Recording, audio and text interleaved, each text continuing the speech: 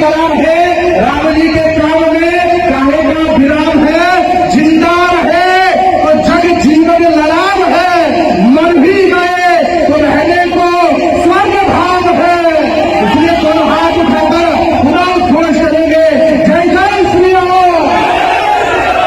में श्री भाई साहब ने कहा था राम जी के हाथों में, अरे बोलो भूले क्या, भविष्यवाण है कि नहीं है, सब छोड़ दिया, शास्त्र नहीं छोड़ा, शस्त्र नहीं छोड़ा, तुम्हारे घर से शास्त्र गायब, तुम्हारे घर से शस्त्र गायब। इस बार रामनवमी का प्रथम संकल्प छतरपुर की भक्ति से होना चाहिए। घर घर में रामायण और घर घर में एक एक शस्त्र होना चाहिए। इसलिए जय जय श्री राम, जय जय श्री राम, जय जय श्री राम। भारत माता की, हिंदू राष्ट्र की, हिंदू संस्कृति की, नमः पार्वती पतये हर हर। जय हिंद।